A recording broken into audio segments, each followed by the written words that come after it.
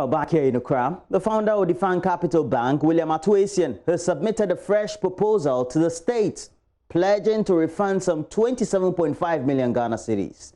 Now, this comes after the Attorney General's office had described his initial offer as totally unacceptable. Mr. Essien and three others are facing some 26 charges for various roles they played that led to the collapse of the financial institution. Court correspondent Joseph Akablay has a rest of the story, plus an update on the Unibank case.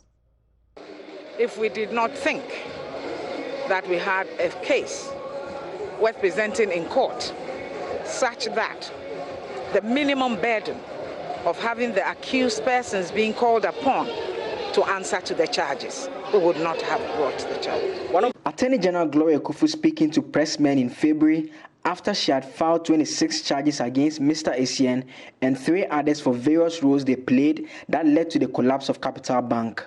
Mr. Essien's lawyers last month informed the court they are engaging the AG based on Section 35 of the Courts Act, which allows for an offer of compensation or restitution in respect of some of the charges brought against accused persons. This means an admission of guilt, and 4 charges are up for negotiation all relating to stealing. The Attorney General's office in response confirmed the negotiations and informed the court they will consider it.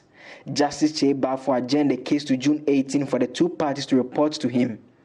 Chief State Attorney Marina Pio Pari on Thursday informed the court the terms were not favorable to the state. She said they were totally unacceptable. She, however, informed the court the state has since received another proposal and was currently studying it.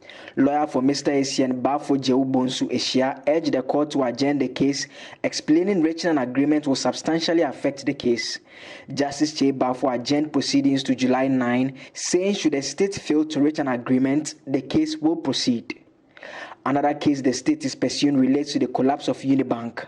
The AG's office has filed fresh charges against founder Dr. Kwabena Dufour and 8 others, bringing the charges up from 68 to 71.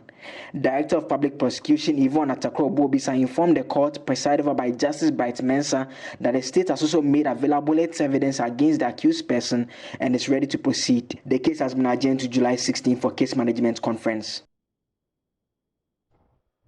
Well, that's it, the latest news headlines we have, but we do have more news. We have a couple of the newspapers here, many of them dominated by headlines on coronavirus, but more so the primaries of the MPP. And talking about the primaries, we will look at it in detail right here on the show. We have Evans Demako. He is Director of Elections for the MPP right here, going to have some great interactions with us this morning. We're looking forward to it. We are your election headquarters, and I tell you, for the next 36 hours, the coverage of the primaries sits right here on the channel. Stay with us. We'll be right back.